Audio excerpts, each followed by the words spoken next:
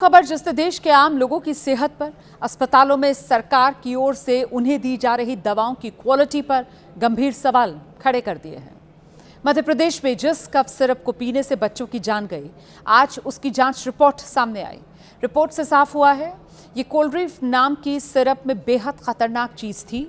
इसके बाद मध्य प्रदेश में इस सिरप की बिक्री पर रोक लगा दी गई है, लेकिन राजस्थान सरकार अब भी मानने को तैयार नहीं कि उसके यहाँ जहरीले कफ सिरप से बच्चों की मौत हुई है।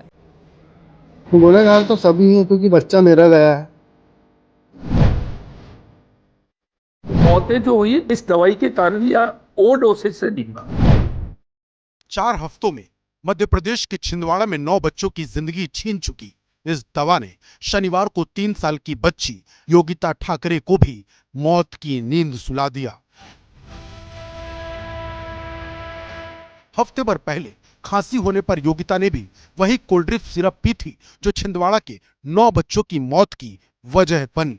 सिरप लेने के बाद योगिता की भी तबीयत बिगड़ी और इलाज के दौरान उसने भी दम तोड़ दिया।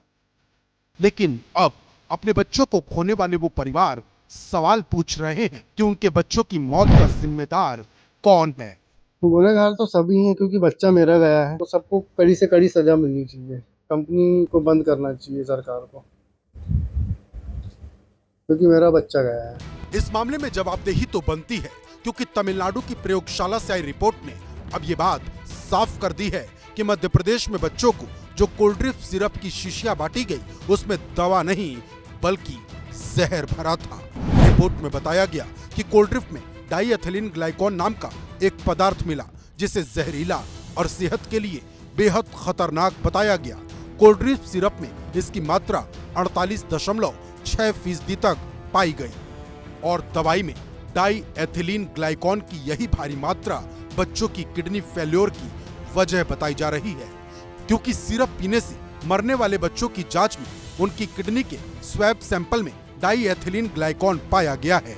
डीईजी का इस्तेमाल सिर्फ 0.1% किया जा सकता है। इसका मतलब ये है कि जो परमिसिबल लिमिट है उससे 450 गुने से भी ज्यादा, 480 गुने के लगभग इसमें ये जहरीला पदार्थ डीईजी मिलाया गया। वहीं ये रिपोर्ट आने से पहले कफ सिरप को क्लीन चिट दे रहे मध्य प्रदेश के स्वास्थ्य मंत्री अब ये कहने लगे हैं कि इस मामले में जिम्मेदार लोगों पर सख्त कार्रवाई होगी। पूरे मध्य प्रदेश में इसकी सप्लाई को बैन कर दिया है। हमारी विभाग ने ऑर्डर जारी कर दिए हैं। इस पर लिप्त जितने भी लोग जिम्मेदार पाए जाएंगे उनके खिलाफ कड़ी से कड़ी कार्रवाई की जाएगी। लेकिन बड़ा सवाल ये है कि बच्चों की जान से खिलवाड़ का जिम्मेदार है कौन और कार्रवाई होगी किस पर।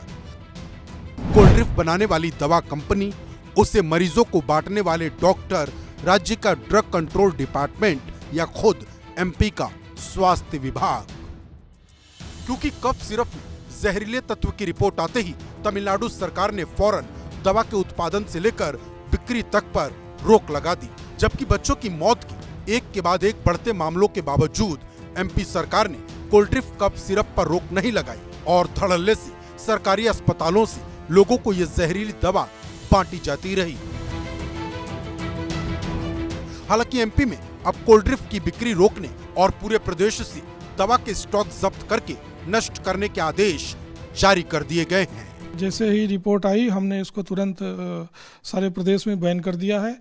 जहाँ जहाँ इसके सप्लाई होने की संभावना मिल रही है वहाँ हमारी टीमें छापा डाल रही हैं और इसको सीज कर रही हैं। मध्य प्रदेश की तरह ही राजस्थान के भरतपुर में 2 साल के तीर्थराज और सीकर में 5 साल के नित्यांश की मौत हो गई। इनके परिवारों का भी दावा है कि कफ सिरप पीने की वजह से ही उनके बच्चों की जान गई, लेकिन राजस्थान की सरकार ने कफ सिरप को बच्चों की मौत की वजह मानने से इनकार कर दिया। मौतें जो हुई 2 तो हुई थी कोमॉर्बिड, एक के एंसेफेलाइटिस था एक बच्चे के और दूसरे की क्या बीमारी थी ये उनके माँ बाप भी जानते हैं। इस दवाई के कारण या ओवरडोसेज से नहीं हुआ।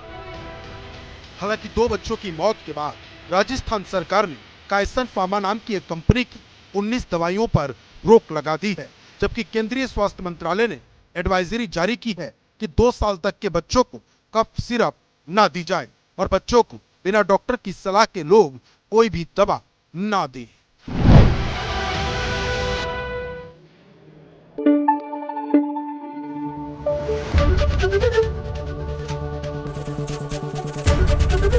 एबीपी न्यूज आपको रखे आगे।